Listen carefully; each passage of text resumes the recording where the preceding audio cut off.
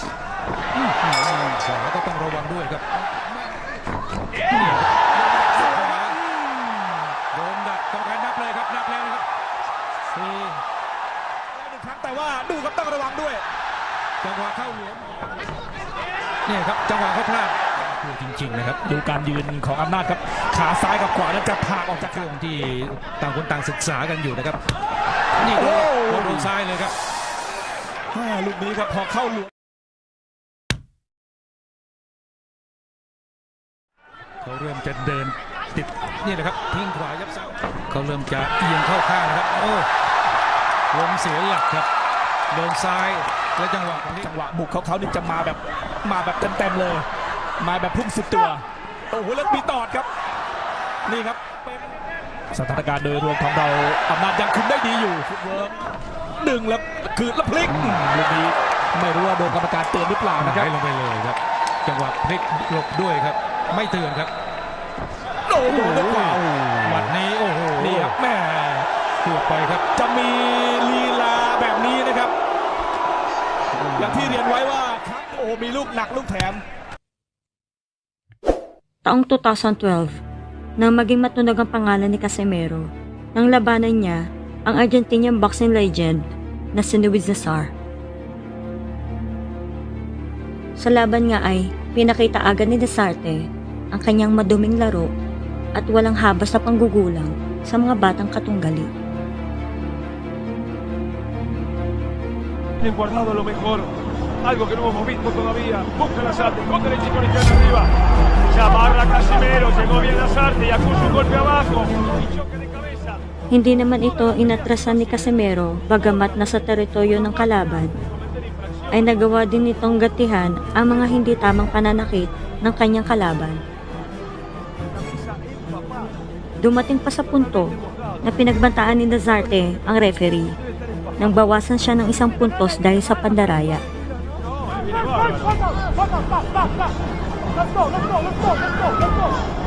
Busca Lazarte, como puede, lo más parecido a un huracán.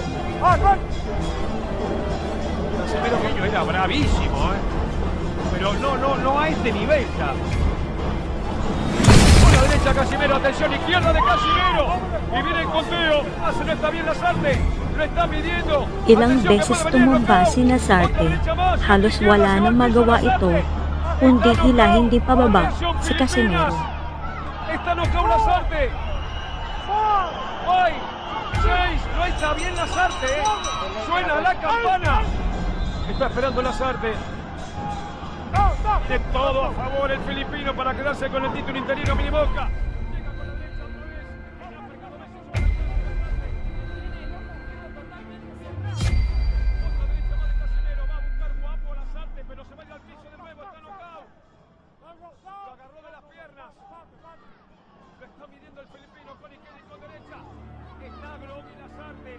Pagdating nga ng ika-10 round, ay itinigil na ang laban. At matapos nito, ay sumiklab ang hindi inaasahang pangyayari. Nagkaroon ng riot kung saan sinugod ng mga manonood at kampo ni Nazarte ang ating pambato.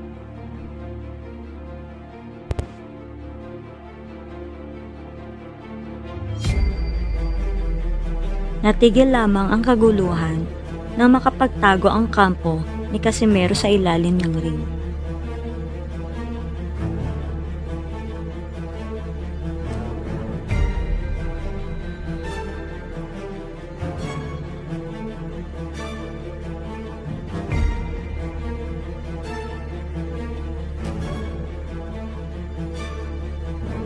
Nagtuloy-tuloy ang magandang laro ni Casimero.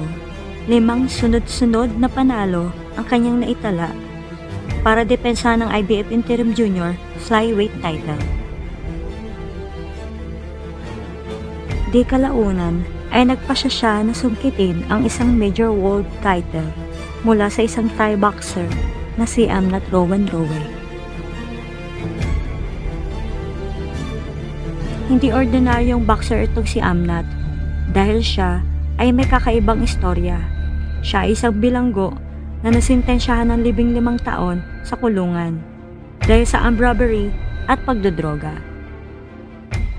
Ngunit dahil nga sa prison system sa Thailand, kung saan ay maaari kang makalaya kung ikaw ay magiging mahusay at mananalo sa mga boxing match sa loob ng bilangguan, ay nabigyan ng pangalawang pagkakataon si Amnat para magbagong buhay. Ganyan nga ang nangyari sa kanya bago siya naging isang world champion.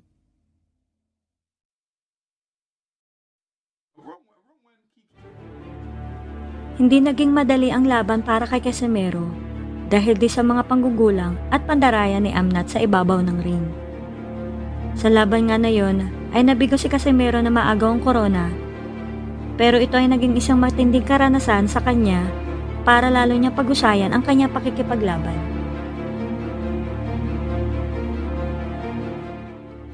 At nang sila nga ay magtapat muli, ibang John Riel na ang kinaharap ng Thai boxer.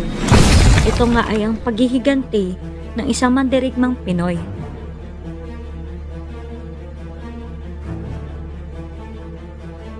Hindi na pinaporma ni John Riel si Amnat. Kitang-kita ang galit at inis sa kilos ni Casimero dahil sa mga pandaraya nito. At pagdating nga ng ika-4 na round, ay pinaulan na ni John Riel ang kanyang kalaban.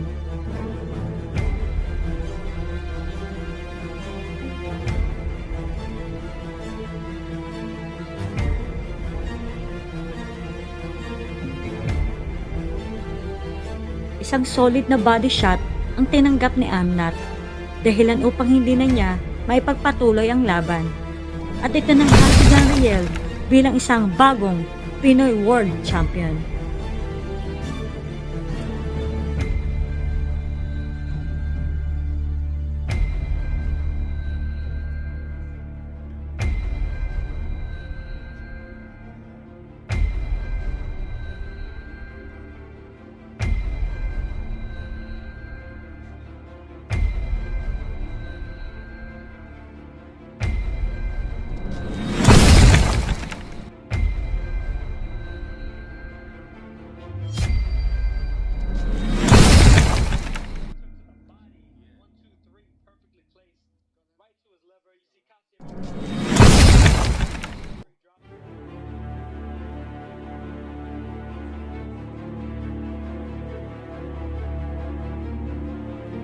Tatlong taon na nga ang nakalipas nang unang depensahan ni Casimero ang kanyang titulo mula sa isang English boxer na si Charlie Edwards. Tiwala siya na kaya niyang makipagsabayan sa lakas ng Pinoy champion. Pero hindi niya nasabayan ang diskarte ng isang veteranong Pinoy fighter. Halos kontrolado ni Casimero ang buong laban. Sa ika-4 na round nga, ay isang magandang uppercut ang kanyang binitawan, dahilan para manghina ang tuhod ni Edwards. Pero agad namang nakabawi si Edwards sa ika-5 round dahil sa tinamong cut ni Casimero sa kanyang mata. Muli, magagandang kombinasyon sa katawan ang mga binitawan ng defending champion. At pagdating nga ng ika-10 round, ay isang solid left hook ang tumama sa biton. Nagawang makatayo ni Edwards, pero di kalaunan ay tinigil na ng referee ang laban.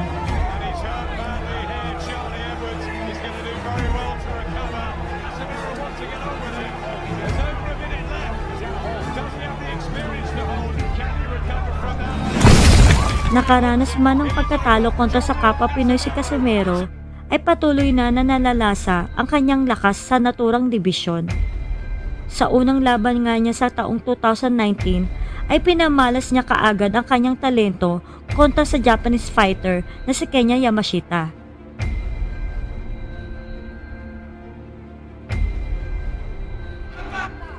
Mabibigat na patama ang tinanggap ng Hapon mula sa Pinoy boxer. Kita ang epekto ng mga suntok nito na talaga namang iniinda ni Yamashita. Pagdating nga sa ika-6 na round, ay mas tumaas ang kumpiyansa ni John Riel nang makita niya nang unti-unti nang nangihina ang kanyang kalaban. At bilang panapos, ay nagbitaw naman siya ng isang uppercut na tuluyang tumapos sa Japanese fighter.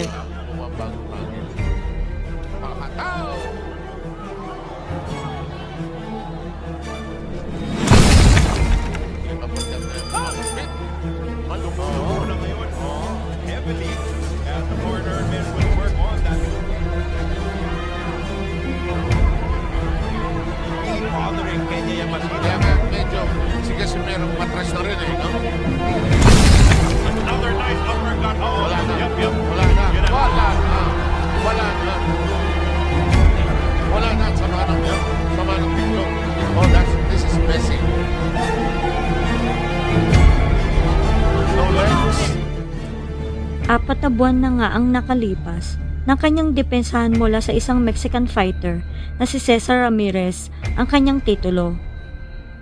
Ito nga marahil ay isa sa pinaka-importanteng laban ni Casimero sa taong 2019. Dahil sa laban na ito, nakasalalay ang kanyang pagkakataong lumaban para agawin ang WBO Bantamweight Champion mula kay Solani Tete ng South Africa.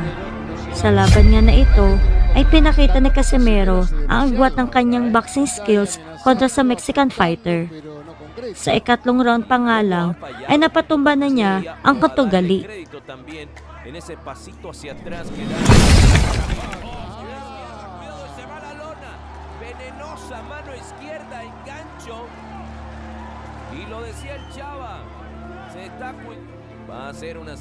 Habang tumatagal ay nagmistulang karne na pinakuluan para lumabot ang kanyang kalaban dahil sa mga binitawang body shots ni Casimero.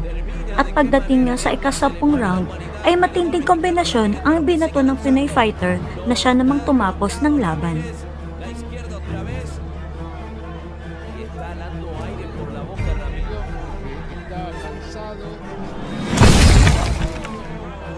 Napabilang si Casimero sa hanin ni Manny Pacquiao, Nonito Donaire Jr. at Donnie Aas Nietes dahil siya nga ang ika-4 na Pilipino na naging kampiyon sa 3 iba't ibang dibisyon sa boxing. Nang tapusin niya ang South African champion sa loob lamang na 3 rounds at maagaw ang WBO Bantamweight title.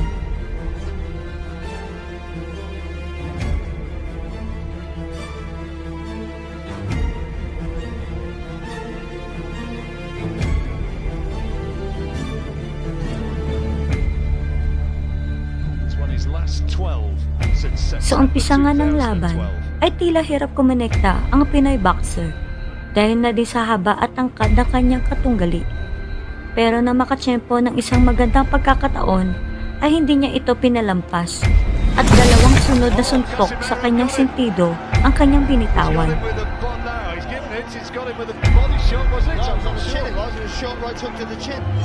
And he's in trouble. He's in real trouble. Tete's in a lot of trouble. And the referee wants to look at him. He's allowing it to continue. But can Casimero take him out here? It happened so Nagawa quickly. mong makatayo ng kampiyon ay tila wala pa rin ito sa sarili. At dahil nga dito ay hindi na nagdalawang isip si John Riel na paulan na ng suntok ang South African hanggang magpasya na nga ang referee na isalba na lang ang kampiyon. And he can't find the clean shot. Is he okay? Casimero wants to finish it right here, right now, and finish it he has. The title changes hands in sensational fashion. Zolani Tete stopped by Jobriel Casimero of the Philippines and the big South African favorite. At ngayon ay hinamon naman niya si Naoya Inoue para sa unification ng bantamweight titles. Nagtagumpay nga ang Japanese fighter kontra sa isang future Hall of Fame boxer na si Nonito Donaire. Pero magagawa kaya niya makalusot muli sa isa na namang Pinoy sa ngalan ni John Riel Casimero. Kung nagustuhan mo ang video ito, ay huwag mong kalimutang mag-like, share, comment, and subscribe mo na rin para lagi kang updated sa susunod pa nating mga video na tulad ito.